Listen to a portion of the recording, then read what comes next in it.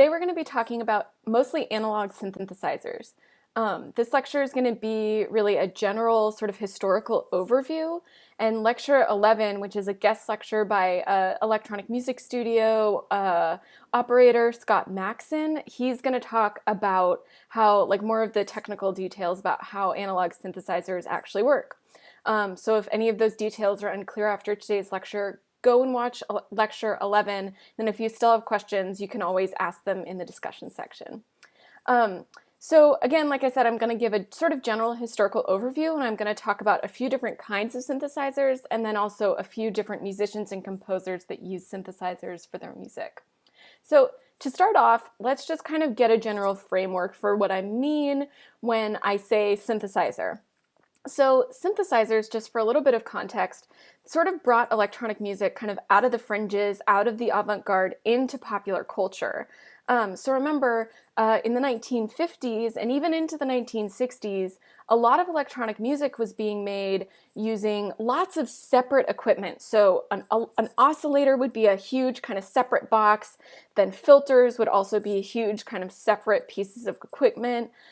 Same with noise generators and things like that. And all of those things were kind of separately recorded to tape. So there was a lot of kind of separate equipment. And with modular synthesizers, that really changed that and put all of these different kind of components that people were using to make electronic music into one kind of coherent, combined system. And so this was the first time really since kind of the earlier electronic instruments like the theremin and the Ons Martineau, where we really get kind of a single instrument. And so you can imagine that musicians and composers found that really, really useful for their music. So the definition that we're going to use for synthesizer is a self-contained system for generating, modifying, or performing with electronic sound. So this idea of a self-contained system is really the important part. So remember, before, all the technologies were really separate. So oscillators, noise generators, tape machines, wave shapers, all these things would have been separate pieces of equipment. But with the synthesizer, we get all these things together in one system. And again, the idea is to make electronic. The term synthesize was coined back in the 1890s by Thaddeus Cahill, who, remember, designed that massive organ-like instrument called the telharmonium back in the late 1800s. So the term synthesize was around for a really long time, and then it became picked up in the 1960s with the advent of analog modular synthesizers to describe these self-contained systems. So these synthesizers that were developed in the 1960s were really enabled by a new technology called voltage control. And voltage control is basically where an electrical current is applied to an input, and then that is used to modify the different parameters and modify the output. And so basically, when you're turning knobs on the synthesizer, you're kind of changing and controlling an electrical signal. And you do that, again, by kind of patching different kind of modules together, which will become clear later when we talk about the specific examples. And so, again, you're kind of modifying an electrical signal that is then converted into an acoustic signal when it's connected to speakers so that we can hear it. And the idea of and the use of voltage control wasn't necessarily started in the 1960s. It dates back all the way to the 1940s, and there were a couple early electronic instruments that used voltage control, including Hugh LeCain's electronic sackbut and Harold Bode's mellow chord, which are sort of precursors to these analog synthesizers in that they used voltage control to generate and modify electronic sound. And so these instruments were influential to the people that ended up creating electronic music later. So now we're going to talk about several synthesizers that were really developed at the same time. So the first is maybe the most famous synthesizer from the 1960s, the Moog synthesizer. And I know that's kind of a tricky word to say, Moog. It sounds like Vogue. Hopefully that will help you remember, but obviously it doesn't really matter if you pronounce it wrong. So the Moog synthesizer was developed in the early 1960s by a guy named Robert Moog. Now, some of you might remember Robert Moog. We talked about him when we talked about Cage's Variations 5, because when he was in high school, he created sort of a business in which he made and sold theremin building kits. So it was sort of like he created all of the different parts and then he shipped them out, and people could kind of build their theremin at home. So just put all the pieces together. And remember, in the 1960s, he made those theremin antennas for Cage's Variations 5. And so he was definitely connected to kind of an experimental side of electronic music. And he wanted to develop an instrument, an electronic instrument in which one could control one oscillator using another oscillator. And this voltage control paradigm was really perfect for that, because basically what's going through is all these different modules, these different boxes, which are sort of self-contained but connectable pieces of equipment, again, could be connected one to another. So you could use one oscillator to control another. And one really common way to do that is, for instance, to use a low frequency oscillator, or an LFO, which, say it's going at 20 hertz, that can almost be heard as like a rhythm. And that can be used to create a pulse in, say, a higher frequency oscillator. And so just by connecting, that gets to this idea of modules, or a modular synthesizer, where all of these different kind of separate but connectable boxes could be connected using these patch cables like you see here on the window. Or in this image. And again, you use these cables to connect modules to create new sounds. And this also gets to the idea of signal flow. So by connecting different modules, you're changing where the signal goes throughout these modules. And it's sometimes called creating patches or creating paths for the signal. And so let's talk a little bit about what these analog signals mean. That means that there's a continuous electronic signal going through, and that the reason why it's called analog is that the output is analogous or proportional to the input. So the amount of electricity is sort of analogous to how it's modified. So again, the output is sort of proportional to the input.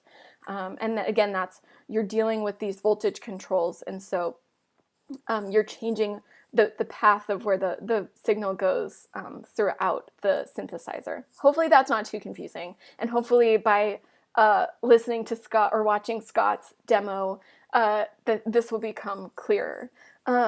So this was a really new paradigm, both the idea of these kind of analog, modular, all this idea of both being modular, these sort of self-contained but connectable different pieces of kind of equipment. And you can see here there are these special cabinets created for the synthesizers. So other important features of the Moog synthesizer include that it used a keyboard interface. So that basically imposed kind of like this Western framework onto this new synthesizer. And what you'll see in Scott's lecture is that in some ways the keyboard was just used to sort of trigger the sound. So the note that you played didn't always correspond to the frequency that you heard, but it also could be programmed so that the frequency that you heard was connected to the note that you played. So that's just something important to remember. Another important feature, especially of these early Moogs, is that they were monophonic, which meant that you couldn't play a chord, you could only play one note at a time. And that'll become important as later when we talk about Wendy Carlos. And the last thing is, because these things were so huge and so kind of sensitive and cumbersome, they were really studio instruments. So this was something that really most people, especially in the 60s and 70s, it wasn't super portable or easy to like take around to gigs and things like that. It was basically something that people had access to in a recording studio. And so that in some ways really limited who had access. However, in 1970, Moog created a mini Moog, which was just a smaller keyboard, which was much more portable, also much more affordable, that made this technology more accessible to people. And also the Poly Moog in 1975, in which people could play chords and it wasn't monophonic. So we'll talk a little bit about kind of where the music or where the Moog was used in more popular styles and in jazz. But first we're going to talk a bit about Wendy Carlos, because she really sort of made both the Moog and electronic synthesizers kind of, she really put that on the map kind of in popular culture.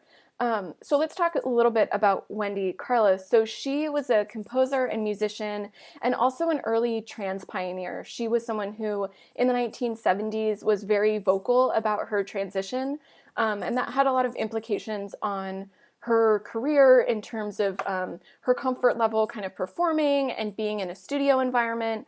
But she also kind of really, again, kind of forged a path for other trans people later on.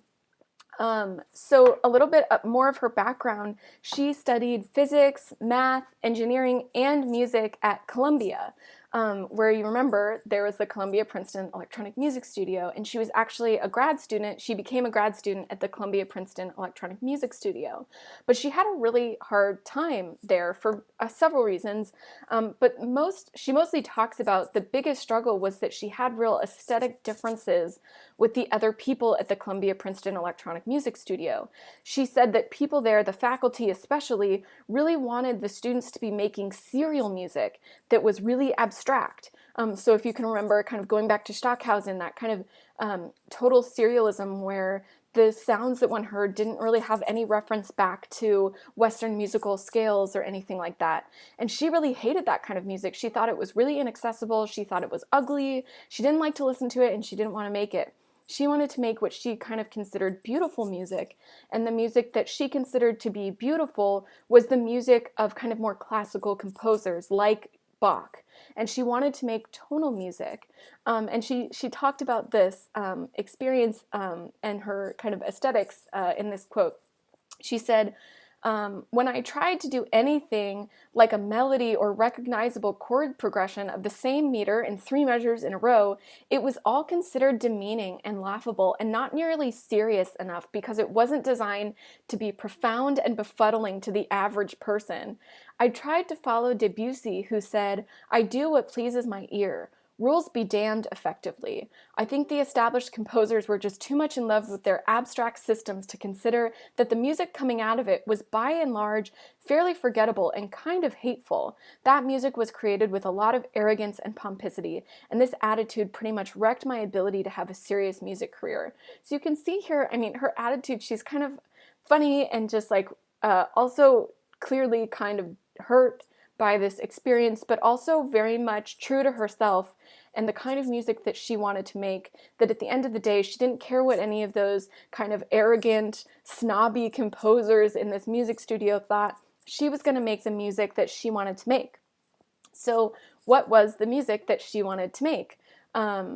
She wanted to make beautiful music, and in 1967, she started to work with Bob Moog because, remember, Wendy Carlos studied physics, math, and engineering in college. So she was really the perfect person to kind of work with Bob Moog because she had a real understanding of kind of the physical properties and the electronics that went into making the Moog.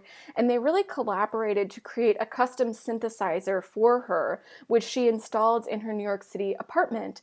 And they worked really closely to design custom modules and kind of a custom synthesizer for her. And the reason why that's important is Moog's work with Wendy Carlos really shaped the modules that he both created and included in the synthesizer later on in his career. And how did she afford all of this? A New York City apartment and a custom Moog synthesizer. She moonlighted as a recording engineer. So she kind of installed her own studio in her apartment so that she could do mixing and mastering and recording engineering at her own home.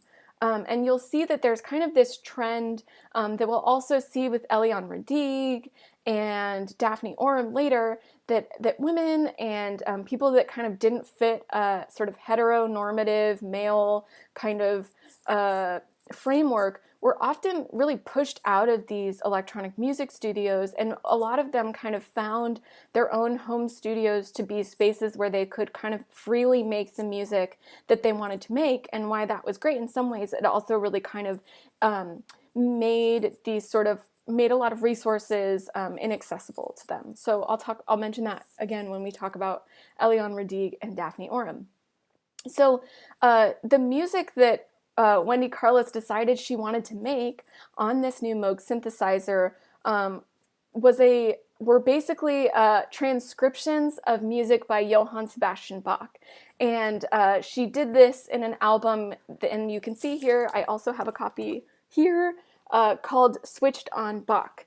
And her goal, she said, was personal and simple. She wanted to demonstrate that electronic music did not equate with stereotypical weird and unapproachable bleeps and bloops, lacking anything that one might call musical expression. So she was really trying to take electronic music kind of out of the sort of abstract avant-garde and into something that was more accessible to people, which is kind of funny that she chose to make classical music. But what we'll see is that by making these electronic music transcriptions of Bach, she really kind of made electronic music accessible to people that, say, liked classical music, and then classical music accessible to people that and classical music accessible to people that liked electronic music. So this became a really, really popular album, and we'll talk about that more in a second.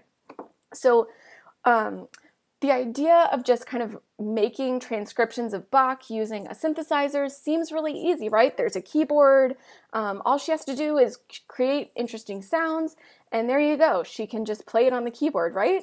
Wrong. Remember, the Moog synthesizer was monophonic, which meant that you could only record one line at a time. For those of you that have heard Bach's music, there are many lines that go at the same time. So I actually can play you here, sorry for switching screens, a bit of a Bach concerto, which then Wendy Carlos later transcribed on her Moog, and this is actually the same concerto that is your required listening.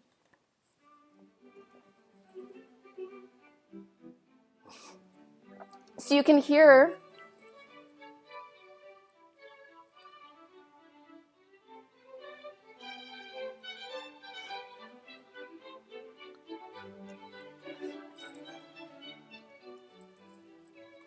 So as you might have been able to hear, it basically sounds like there are sort of multiple melodies going on at the same time. The cellos and basses come in and they have one line, dun, dun, dun, dun, dun, dun, dun, and then the flutes come in and they have their own line. So that's basically what it means to be polyphonic. It's almost like there are just several different melodies happening at the same time and they're kind of intertwined.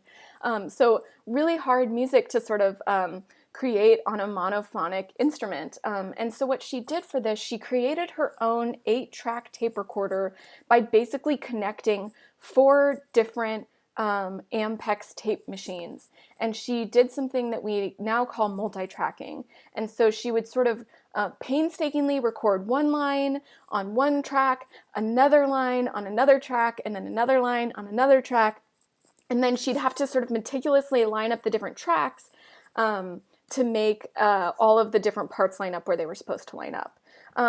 So again, okay, sounds okay, but there were more issues that she sort of had to contend with. And the biggest one was tuning. The Moog synthesizer, especially at this time, was really sensitive to changes in temperature and other things, and it would really slowly go out of tune. And for those of you that have ever played guitar, or you know that there's those little tuning knobs on the end, and the guitar is tuned a certain way. So imagine if you were playing the guitar and slowly over the course of the song you were trying to play, it just went out of tune. And that's what happened here with the Moog. So she not only had to painstakingly record each of these lines onto different tracks, she also had to constantly stop and retune the synthesizer because it would constantly go out of tune. And she also did overdubbing, where once she recorded a track, she would go back and sort of record notes again And you have to be really precise about that so that it all sounds like, it doesn't sound like someone just went in and like played a random note later. And I'm gonna play, sorry, this is all a little bit all over the place, a quick video of Carlos kind of talking about some of these problems. And I'll link this after the lecture as well. The development of modern electronics made it possible to recreate music from its component parts, its tones. Well, you're looking at one of the very first 8-track machines. We used it for switched-on Bach, well-tempered synthesizer, right through a good half of Clockwork Orange. Wendy Carlos, in her studio in Greenwich Village, is one of the pioneers of synthesized sound. Her controversial versions of classics, created entirely electronically, put machine-made music on the map. Right now we're listening to the 8-track, and we're mixing, sort of playing the role of the conductor, putting together, in this case, a pair of tracks which has all of the string section. It sounds like this. There's a harpsichord track, and 2 flutes, and there's this nice solo that's split up into 2 tracks. Let's put them all together.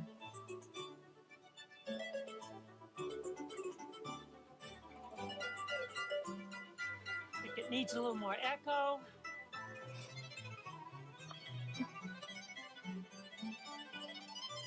Yeah, that's good. Her early work was with a Moog synthesizer. Though it's a museum piece now, when it was first introduced, it opened the door to a world of music synthesis. It works by first generating these harsh, bright sounds, made up of many pure tones played together.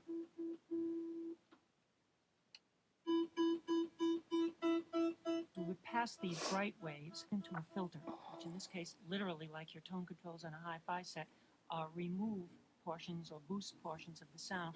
We can make it sound very dull, quite pure, or very bright. And you can do this dynamically in time, so sort of percussive, or make it open up, make it sit up there.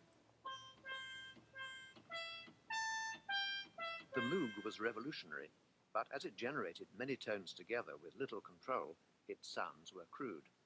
Soon, it was overtaken by a second revolution, controlling individual tones by computer. Unlike the Moog synthesizer. Okay, I'm gonna stop that there, and you can watch the rest on your own later. And so you can see there, Wendy Carlos actually mixed and mastered and recorded everything there in her home studio. She was a really skilled mixer. And so all of these, she was being able to do it all at her own house, gave her a lot of control over the output. So again, Switched on Bach ended up becoming extremely popular. It sold over 1 million copies, and she really kind of made the term synthesize or synthesizer kind of a household term. And some of you might also be familiar with Wendy Carlos's music because she recorded and composed a lot of music for films, including films by Stanley Kubrick, The Shining and A Clockwork Orange. She also did the music for Tron, so she is sort of a famous film score composer. So go back and listen to Wendy Carlos's version of Bach's Brandenburg Concerto No. 4. We did get to hear a little bit in that video, but that is your required listening for that section. So as I mentioned earlier, into the 1970s, the Moog was sort of this studio instrument, and it kind of became one of those things where it was like every band that was anyone, so like anyone on the top 40 charts, anyone that like people were listening to, there was this pressure that they had to get synthesizers on their next album. So even if it wasn't a Moog, there was this real push for synthesized sound in popular music in the 1960s, late 1960s and into the 70s. So really famous examples are like the Beach Boys, Good Vibrations, and they didn't use, I think they actually did use a Moog synthesizer to create that theremin-like sound. Things like that. And other pop music bands and rock bands like the Rolling Stones or The Doors, the Beatles, they all started using synthesizers, but it also became really kind of crucial to other popular musics like disco. So Donna Summer, the Diana Ross, Stevie Wonder, they all started to use this Moog synthesizer. And it also became used in jazz. And so we're going to talk really quickly about Sun Ra, who started to incorporate the mini Moog into his sets.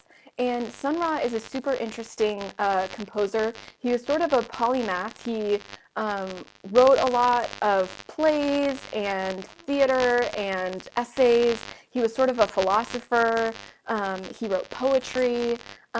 And his music, he was a band leader of the Sun Ra Orchestra, which is still around and touring today, even though Sun Ra died in 1993. Um, and these sets involved a lot of different elements. There was sort of a theatricality involved with costumes and sort of like speeches and poetry readings in between sets. Again, sort of like espousal of Sun Ra's philosophy. And his philosophy is kind of what we now consider Afrofuturism. And Afrofuturism is sort of this movement in the Black community that started kind of in the 1950s, 60s, and it was kind of these ways of kind of incorporating science fiction into Black literature and Black music. In ways that kind of use technology and science to sort of envision new futures for Black Americans or Black people. And Sun Ra is sort of like one of the four founders of this kind of movement.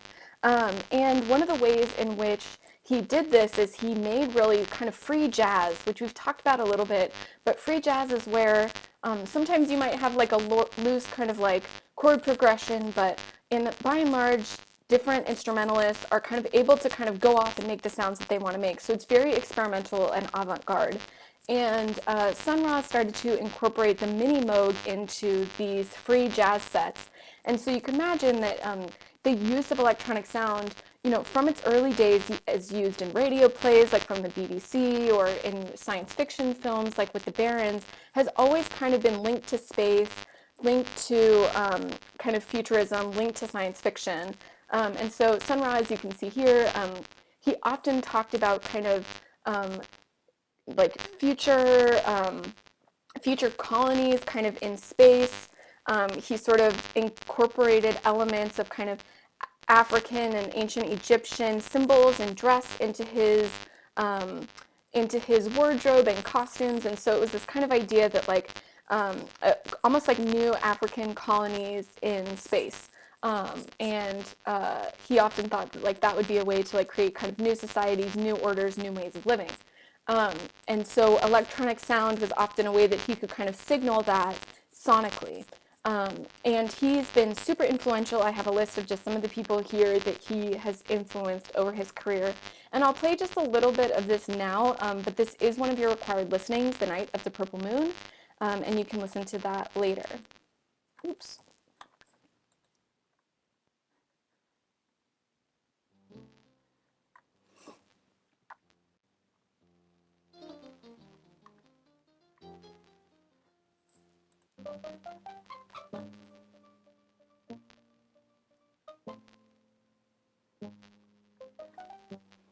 All right, so that's just a little bit of that. And you can see here, this is the mini Moog, and it's just like several simple modules, an input, output, an oscillator bank, a mixer, an output, all these just pretty bare bones. But you can see here, there's also these little pitch bend wheels that were really well used in things like jazz, as we'll talk about in a little bit with Alice Coltrane.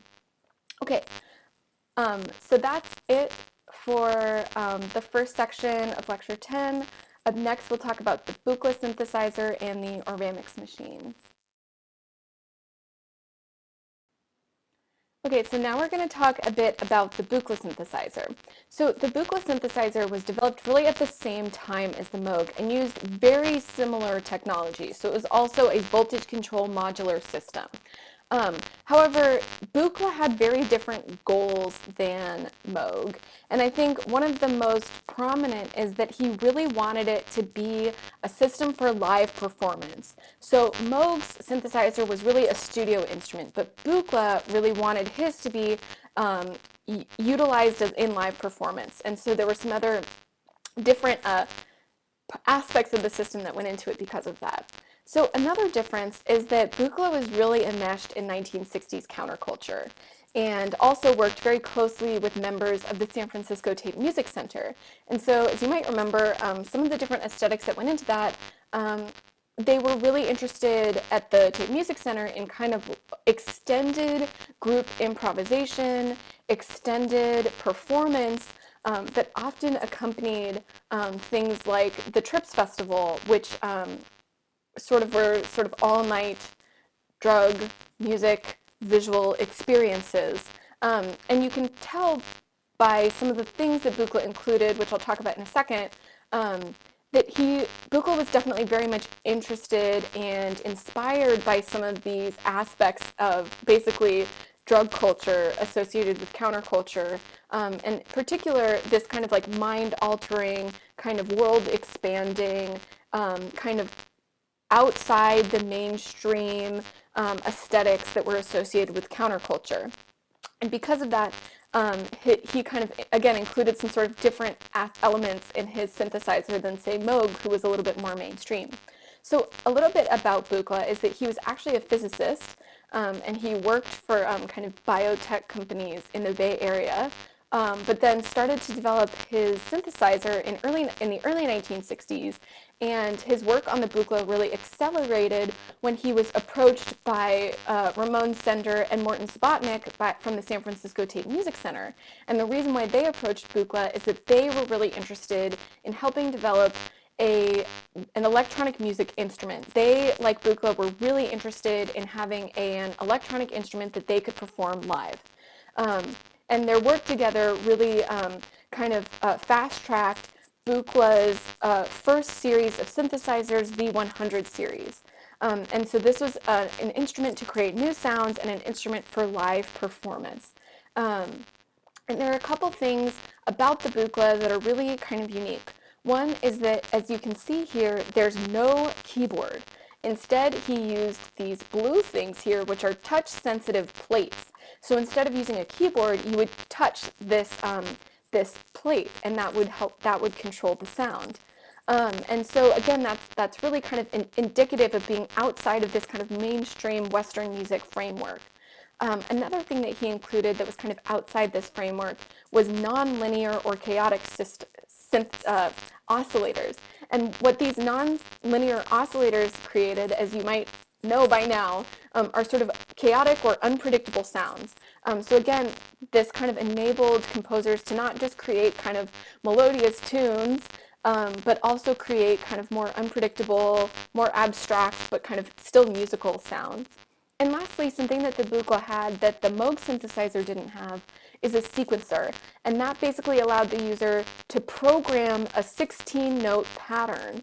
And that was super useful for live performance because someone could sequence a 16-note pattern and then play something else on top of it. And so that was really useful to be able to store a pattern and then play something else on top of it, or even just create a repeating pattern so that you didn't have to reprogram it or manually create the pattern every time.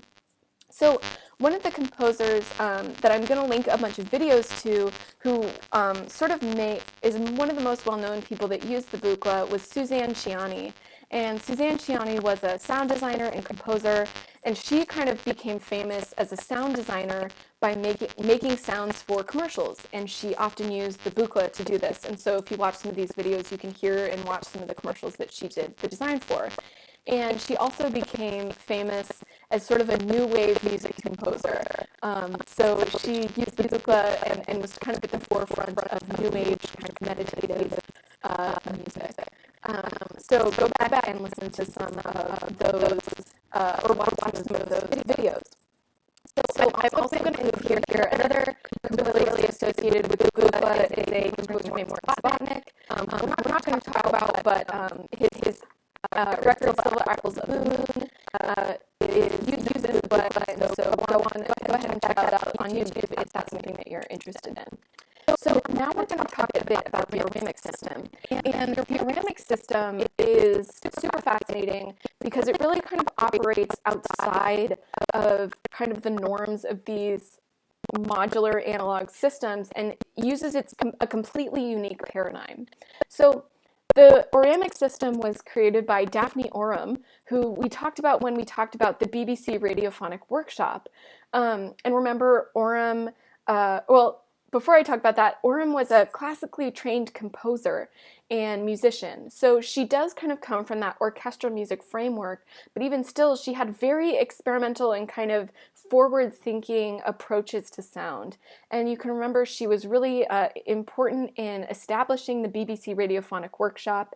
She used recorded sound electronically generated sound in several of her radio plays and for sound design. And she was, again, really interested in the potentials of electronically generated sound. And you'll also remember that she was sort of kicked out or forced out of the BBC because the BBC applied the 3-month rule to her and said, you've been at the BBC Radiophonic Workshop for 3 months, it's time for you to go work in a different department. And she said, no, I'm not going to do that. Instead, I'm going to go out on my own.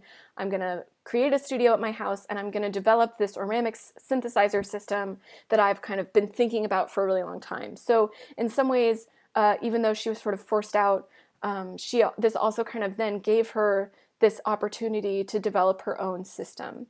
And the unique thing about the Oramic system, and the thing that's just completely different, is that rather than, turn knobs and make patches between different modules, with the Oramic system, one draws sound waves and draws sound parameters. So you can see this image here of Daphne Oram. She is physically drawing sound waves and other parameters onto strips of film.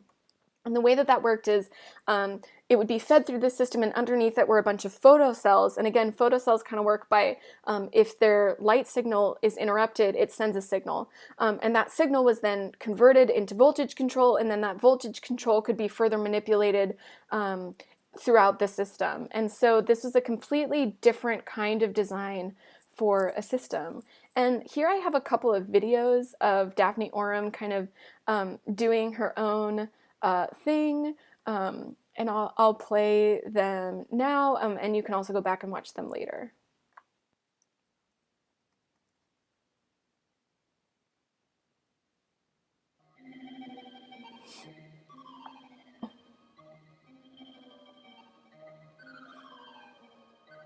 Here, in a country studio in Kent, is Daphne Oram, a pioneer of a new type of music. Unlike the traditional composer, she uses no musical instruments and no musicians. She produces sounds by electronic devices, some of them sounds unlike any ever heard before. She needs no concert hall or opera house to put on a performance. She can do it on a tape recorder. The sounds, produced electronically, are recorded on tape. By mixing the sounds on various tapes together and playing them at varying speeds, she can produce all sorts of different combinations. Already, electronic music is being used in films, television, and the theatre, and there have been concert performances too. There are some people who think the music of the future will sound like this.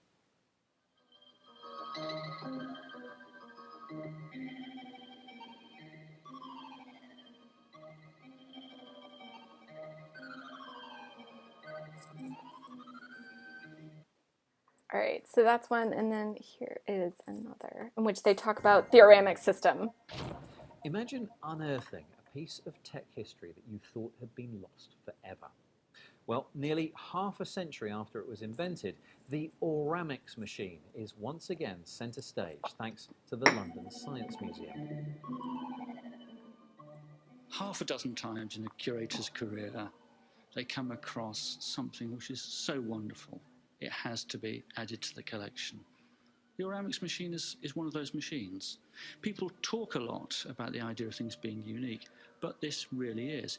This is the only Oramix machine. It's the Oramix machine made by Daphne Oram in the 1960s, and it is the equivalent in the collection of some of those really great engineering and scientific breakthroughs.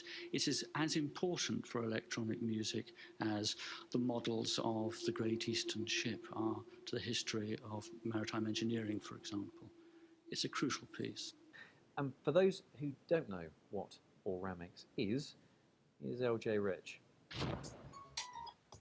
Over the past decade, music production has changed beyond recognition. Forget high-end hardware in a dedicated studio. Now we're all potential bedroom musicians, able to compose masterpieces on a home computer. For example, if I want the sound of an orchestra's string section, I'd select it. These are virtual instruments, or soft synths. Now, the way they work is generally in two different ways. One is called a sampler, and that will play back audio snapshots of real instruments when you play a note. The other one is a tone generator, and the way that works is by making a sound inside your computer for you. That's the second one that's most closely related to the Oramix machine. And this three-part machine is the extraordinary instrument in question, rehabilitated as part of a year-long exhibition about the history of electronic music. It now stands as a musical relic, too delicate to play any longer. But at its time in the early 60s, this elementary synthesizer helped to spearhead a new chapter in electronic music development. As its name suggests, the Oramix machine embodies the spirit of Daphne Oram, a visionary musician who took her inspiration from her European contemporaries. Enlisting the help of two engineers, together they assembled a one-off masterpiece of musical engineering. Daphne Oram was undoubtedly an extraordinary person with an amazing mind, and she was able to imagine electronic sounds that she couldn't actually make. So, having set up the BBC Radiophonic Workshop in 1958, she left pretty sharpish because she wanted to pursue her own ideas about how you could make electronic music, which in her mind was all about how you could change drawings into sounds, and that was her experimental program.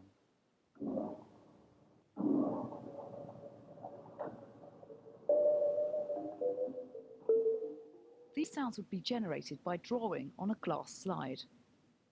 A light dot would trace the waveform, and the sound generator would provide a tone based on the shape the dot followed. Further drawing on 35mm film strips was needed if you wanted to change the character of a note, like the pitch or echo. I thought if one could break down the whole process into separate parameters, then define each of these in a drawing, which one could go back and rub out, I didn't want what one had done. This would both simplify the thing, it would make it much quicker, and I think open up completely new sounds. It's thought the machine was monophonic. That is, it could only play one note at Okay, I'm going to stop that there. You can go back and watch the rest on your own. That's it for part 2 of Lecture 10, and up next we'll talk about several different composers and musicians that use synthesizers in their work. I'm going to talk about several composers who used synthesizers in their own music. So we're going to kind of go into the 70s and the 80s. And first we're going to talk about a composer named Alice Coltrane. Alice Coltrane was a free jazz pianist, harpist, vocalist. She also did percussion. She was a multi-instrumentalist. And she was married to John Coltrane until the end of his life. And after John Coltrane died, Alice Coltrane she originally played in his band, and she, after he died, started her own band. And so she was the leader of this band. At this time, she also became very influenced by Hinduism. And so a lot of her music in the 1970s through the end of her career included elements of Indian music and Hindu spiritual music mixed with jazz and gospel and other sort of black music styles. And in the 1970s, she started to incorporate both the electronic Wurlitzer organ and the Oberheim OB8. And the OB8 was a digital synthesizer, and but these instruments really kind of opened up a new sound world for Coltrane, and kind of yeah, again, just really expanded the timbral template that she could use. And one thing that these instruments had that were particularly useful was a pitch bender. So you can see here on the OB8, it's right here, this little knob. Here on the organ, it's more of like a wheel. We also saw this on the mini Moog that Sun Ra used. And the pitch bend became really important because in a lot of African American musical styles and in sort of other non-Western musical styles like Hindu music, Hindu spiritual music, the notes don't fall within a Western musical scale. So they don't fall on the notes of the piano. They're kind of between the notes on the piano. So by using a pitch bend, Alice Coltrane could get the notes that she wanted and also kind of create these kind of musical note patterns that are more common in non-Western music than that are common in Western music. And so you're listening is a piece called Spiritual Eternal on this record, called Spiritually Eternal.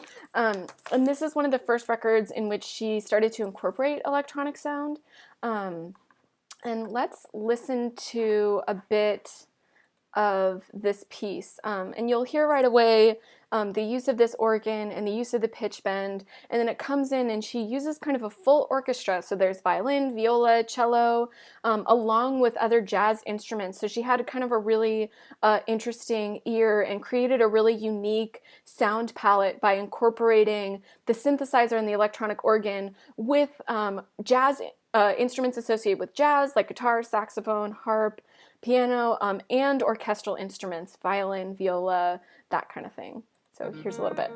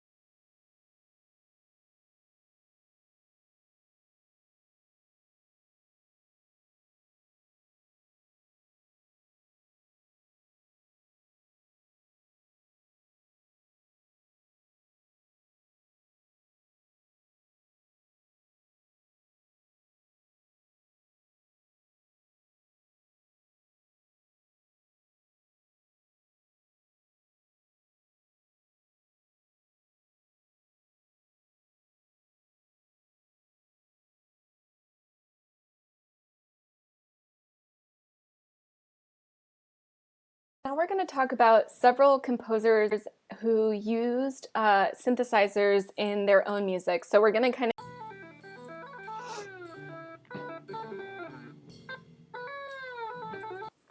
So you could hopefully hear the pitch bend there, and just, I mean, it's pretty astonishing. So Coltrane played, again, all these different instruments, harp, piano. She was such a virtuoso on all of them. That really, really quick passage work, to be able to do all of that quick passage work while also manipulating a pitch bend, it's super difficult. And again, I think by combining these sort of sections where it's the electric organ with sort of more jazz instrumentation, and then blossoming into these big sections with the orchestra, really kind of creates this almost like ecstatic feeling. And again, I think that this is, especially at this time and into the rest of her career, her music was sort of part of her spiritual practice, and sort of encouraged spiritual practice in others. And so I think, again, you can hopefully hear kind of how the synthesizer plays into that. Okay, so now we're going to talk about a composer named Eliane Radigue. And Eliane Radigue started her career early on at the GRM, or the Groupe de Recherche Musicale in France, which we haven't thought about in a while. And she studied with Pierre Schaeffer. But as you might remember, Pierre Schaeffer had a pretty narrow and fixed idea about what he thought of as electronic music, what he thought of as musique concrète, and what he thought was acceptable for composers and musicians to make at the GRM. And so they butted heads really, really early on, because Eliane Radigue was interested in using more than just pre-recorded sounds, and interested in more than making musique concrète. And so she very quickly left.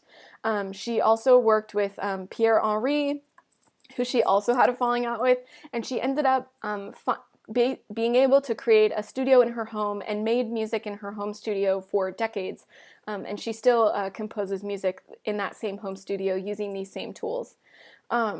So throughout pretty much all of her career, up until pretty recently when she started to make acoustic music, Eliane Radigue has used the ARP 2500, and you can see a picture of that here.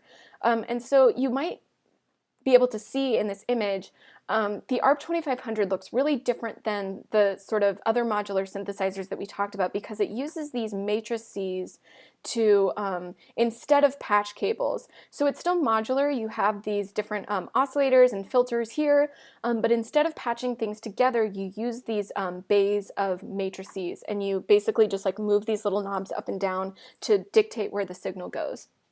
And Eliane Radigue used the ARP 2500 to create basically complex drones. And what she did was she would use both magnetic tape and the synthesizer, and she would get her ARP 2500, and she would set the oscillators at a certain kind of set of frequencies, and then she would start recording that onto tape, and then very slowly, she would never change the original settings of those oscillators. She would change the filters and other parameters very subtly to create real subtle manipulation of harmonics, and that created these really complex drones. And so she would record these complex drones onto tape, and then further manipulate the tape in really kind of precise ways to create these kinds of very, very slow, long-term changes. And one thing that people often say about her music is that you listen to it, and all of a sudden you start to be aware that there's like a new harmonic or a new tone, and you realize that actually you've been listening to it for the last 5 minutes. It's just kind of come into your awareness. And she was really influenced by Tibetan Buddhism, and so I think that kind of plays a role here, and especially with the piece that we're going to talk about, the Trilogie de la Mort, which was inspired by the Tibetan Book of the Dead. And your required listening, it comes in 3 parts, and each are an hour long, so it's a really long piece. Kaima, Kailasha, and Kume, and we're going to talk about and listen to Kailasha, which was inspired by this mountain in Tibet, Mount Kailash, which, as you can kind of even see here, forms a natural mandala. So there's this trail that goes around and round and round and round and up and up and up and up. And people for a long time have made pilgrimages here.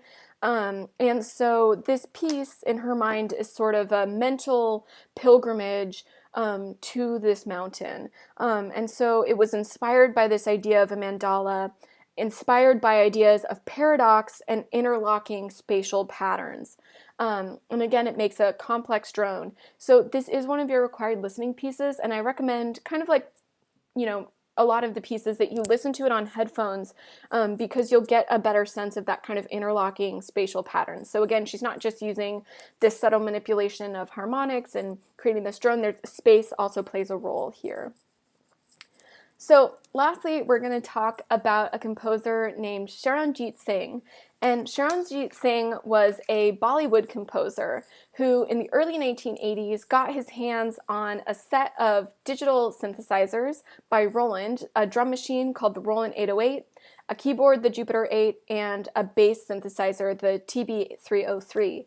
And he, as kind of a way to kind of use these new tools, decided that he was going to use them to combine disco and Indian classical rag to create 10 ragas to a disco beat. And so the title is pretty self-explanatory. He basically kind of combined disco and Indian classical music in a way that is super effective. So he also makes a lot of use of glissandi and the pitch bend, again, because Indian rags kind of fall outside the Western scales. And he also uses a vocoder.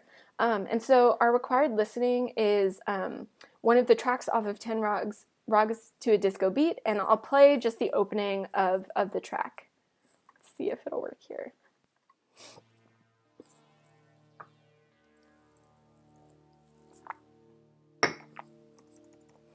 So it opens with the Jupiter 8, the keyboard, and it's kind of mimicking a sitar.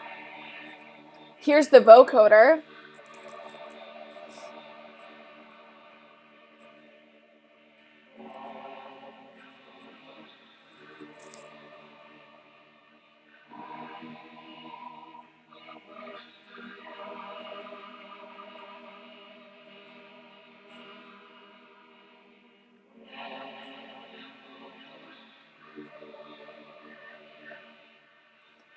And then here, that's the TB303, the bass synthesizer. And then we'll hear the Roland 808.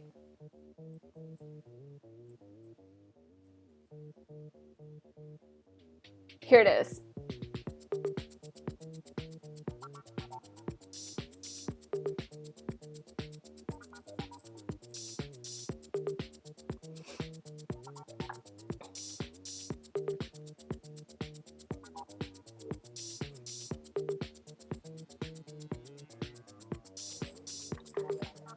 Okay, so that's just a little bit of that.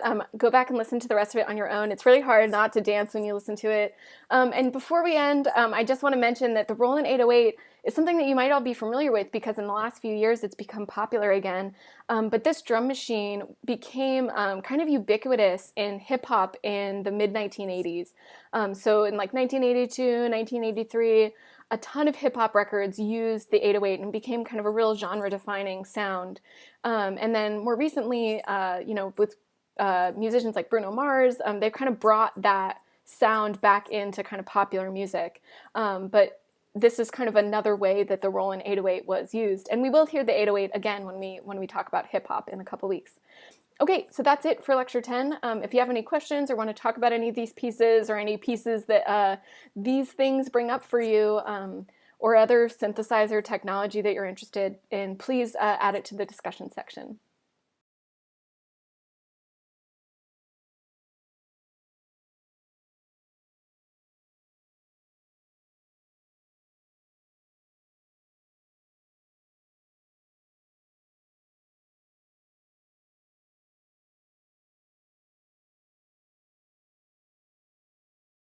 Hey, it's Andrew Huang, and this is almost everything you need to understand modular synthesis.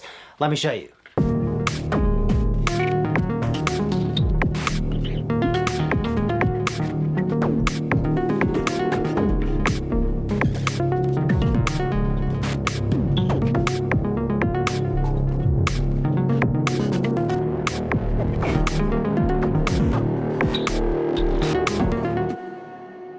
So synthesis is all about creating and manipulating sound electronically. And with modular, it just means that all the potential parameters and functions you would use to do that are broken out for you to connect together however you want. It's not predetermined like on a normal synthesizer where you probably have a keyboard and you're locked into Western harmony, your sound goes through a fixed signal path. Modular is about creating the sounds that you want, but also creating the way that you want to create those sounds. Maybe you want a microtonal synth with expressive touch pads. Or maybe you want a box where you could turn a few knobs and it will just keep generating fun new beats.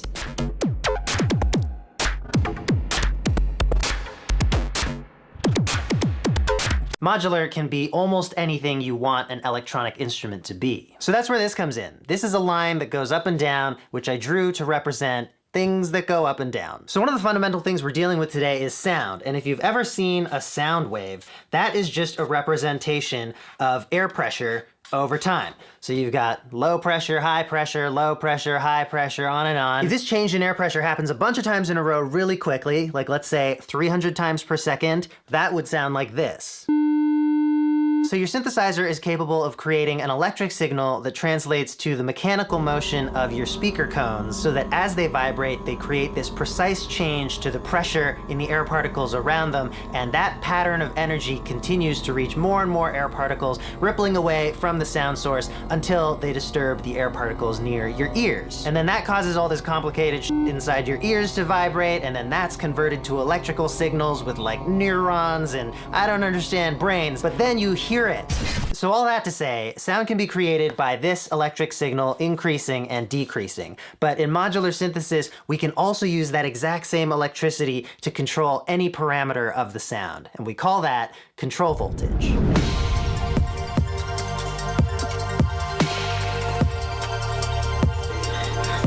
Think of control voltage as like when this signal is high, there's more of something, and when the signal is low, there's less of something. So for instance, if we listen to our 300 hertz wave again, what if we apply a really slow rising control voltage to the volume of that sound? That would sound like this. It fades up in volume. Or if we apply a slow sawtooth wave, I'm not drawing this well at all. Okay, pretend all of these are the same size. If we use that to control the volume, it would sound like this. What if we did that, but then we use this slow wave from before to control the amount of reverb? Every element of music, whether it's pitch or volume or tone or the amount of distortion or the rhythm that a drum should play, all of this can be expressed as values. It can be something on a scale of 1 to 10. It can be on or off. And that's control voltage. Everything is waves. It'll actually kind of mess with your head a bit if you get real deep into it. So audio is really fast waves. They have to be fast enough that we perceive them as sound, and control voltage tends to be much slower. But you can use the audio waves as control voltage if you want, because remember, it's all the same electricity. These are just a bunch of voltages changing, going up and down, and interacting with each other. And that's why a modular is so magical.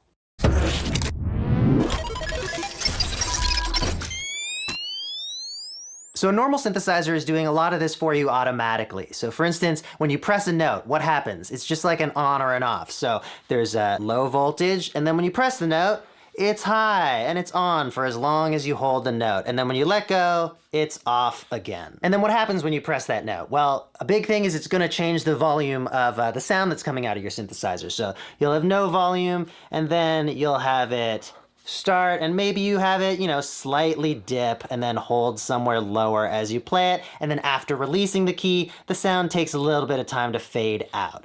That's control voltage. That's a signal that there's probably some ways of adjusting on the synthesizer that controls the volume. Sometimes you have a sound going through a filter and it takes a little while after you press a key for the filter to open up. Nothing happening. When you press the key, the filter starts to open, it's going slowly, and then, oh, you release the key, so it's just gonna stop, or maybe it's gonna fade a little bit as well. It's just a bunch of signals that you have some control over, and in modular, you get all the control. So let's pull out some actual modules and go a bit deeper.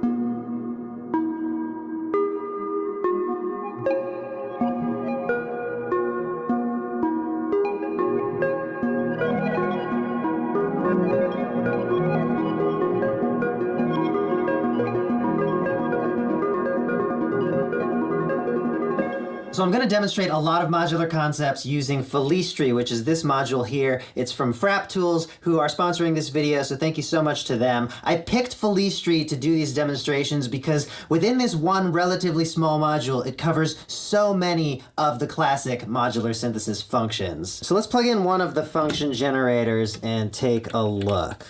There, you can see we've got our triangle wave going. When I say a function generator, a function is like the math term. It's an equation describing how far is this going to go up and down, how fast is it going to go, what's the shape going to be. And of course, we can control all these things. So I'm using this yellow section. That's the first function generator. And these two knobs determine the rate of the rise and the rate of the fall. So if I just shrink that right down, we've got a rise that's immediate. You can see it's a straight line and then it drops down. Or if we do the reverse, we can have it climbing up slower and then immediately falling back down.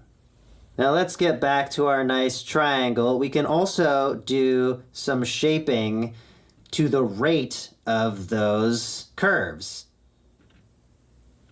So I've unmuted the audio now. We're just listening to this control voltage. It's just going to sound like clicking. But what happens if I make these waves faster? So I'll increase the rate of both the rise and the fall of this function.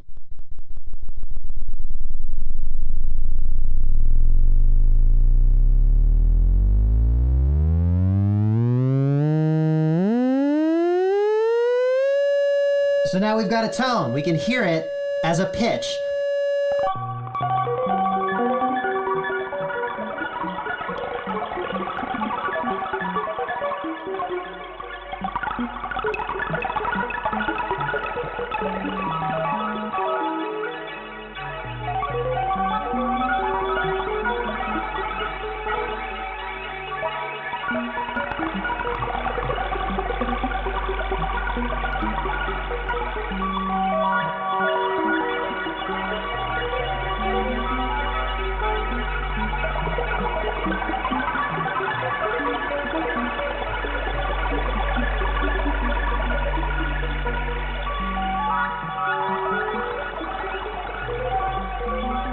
One of the best explanations of control voltage is to just picture it like invisible hands. So if you're turning a knob, you're just making something go up and down, you're doing it at a certain rate, whatever it might be, you can make control voltage do that. You can create a function that will cause the electricity to move up and down in the way that you would have wanted to do with your hands, freeing them up to do other things. So let's look at an example. Let's look at what this other function generator, this green section, is doing. We've got that same triangle wave. Well, I'm gonna plug our first one in again that's making that sound. What if we get the second function generator to modulate the rise time of the first? Now you can hear it and you can see it. It's causing the rise time to get faster and slower. And we could change how fast it's doing that.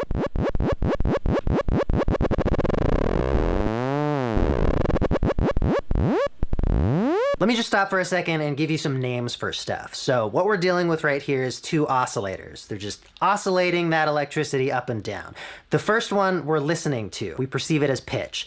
The second one is so slow that we can't hear it, but we're using it to control the pitch of the first one. We're making it go up and down. So the second one being so slow that we can't hear it, we would call a low frequency oscillator, or commonly an LFO. But what if we don't want voltage that's constantly going? What if we want it to just do its function and then stop, and we want to control when it does that? Well, let me introduce you to triggers, gates, and envelopes. Let's look at this page again. So this is a gate. It goes high, it stays on, and then it turns off.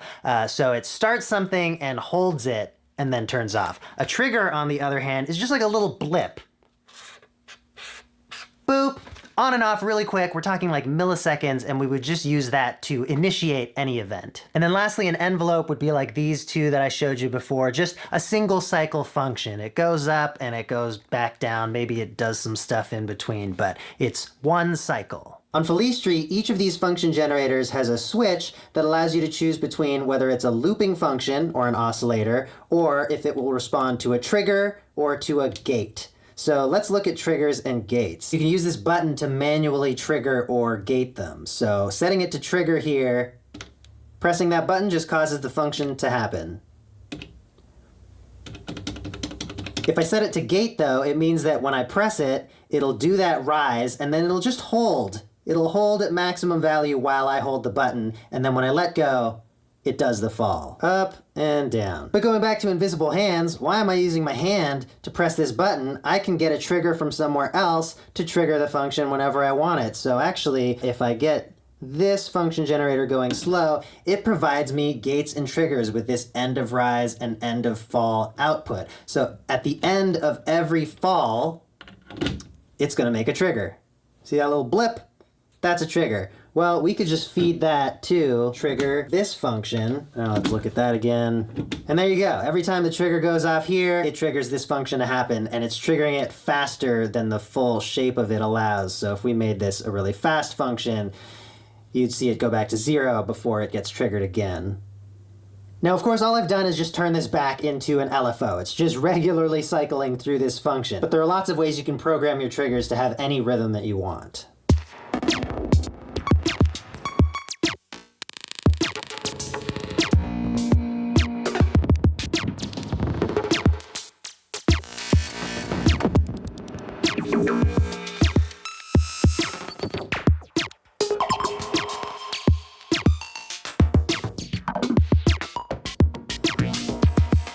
A couple more things you should know about CV. Let's talk about offsetting and inverting. So I'm going to show you this wave. It's there doing its thing. Now let's make a copy of it. Let's put it through this 321 module.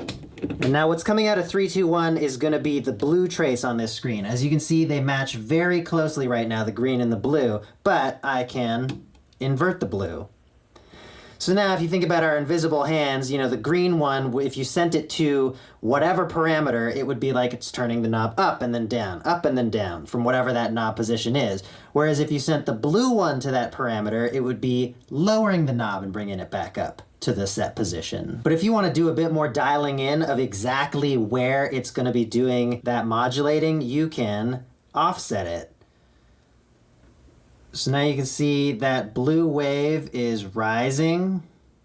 We could get it way low to the point that it's actually clipping at the bottommost possible value. And there's more. With Felistri, you've got this blue section, which is a slew limiter. So let's take a look at this end of rise gate. We've got it going on and off and on and off. If I take that through the slew limiter, and again, we'll be looking at the blue trace showing the slew limited signal. Actually, the green is kind of covering it up. So we've got this square wave coming through. We can slow the rate of the rising voltages or slow the rate of the falling voltages. That's what slew is. And of course, it's kind of unnecessary because we do have control over that from the function generator itself, but sometimes you'll have some kind of voltage that you want to slew. Like say you had some pitch CV going like this. Slewing it would smooth out those edges and give you something like this. Kind of goes further down on one side. This is not an accurate drawing. This is just pay attention to the smoothness. So we've been talking a lot about control, you know, control voltage, having a lot of really precise control over every little aspect of the sounds that you're creating. But one other thing that I really appreciate about modular is random. I'm gonna get some random voltages out of Fraptool's Sapel module, really great random voltage generator. So for instance, here's some stepped random. So it's generating a bunch of discrete values. You could use that to generate random pitch sequences, for example. Of course, you can change the speed at which it's generating these values. And you could also have that synchronized to the tempo of your music. So for instance, one thing I like to do is use a delay effect, but each beat of the music have the delay time randomly change.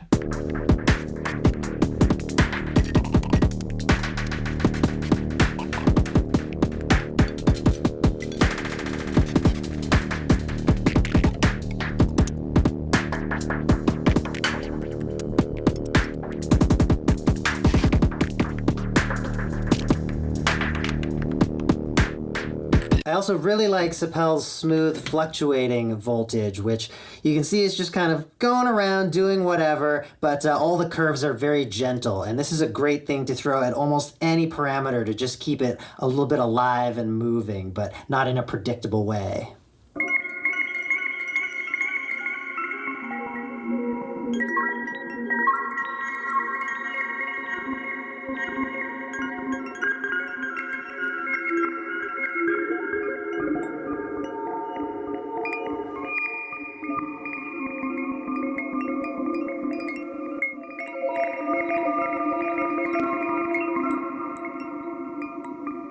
So I hope this video gave you an idea of the fundamentals of how modular synths work and why they're so fun and so powerful. I'll link to some resources in the description if you want to go deeper with your learning, and also some free software modular tools if you're just getting into it. There would be no way to encompass all the details of modular in one video. It's a lifetime of learning. I am anticipating that some people in the comments will yell at me for not mentioning a VCA. You can learn about that at the links in the description. In this video, I just wanted to show you that behind all of this complicated looking stuff, it's really just the simple concept of waves controlling other waves. And I hope I got our heads around that today. I'm gonna do a video soon about the best modules to start with if you're thinking of building a rack. I know I also owe you a video about my gigantic system behind me. That'll be coming soon. Thanks again to Frap Tools for sponsoring this video. They make beautiful modules. I will link to them in the description as well. And thank you for watching.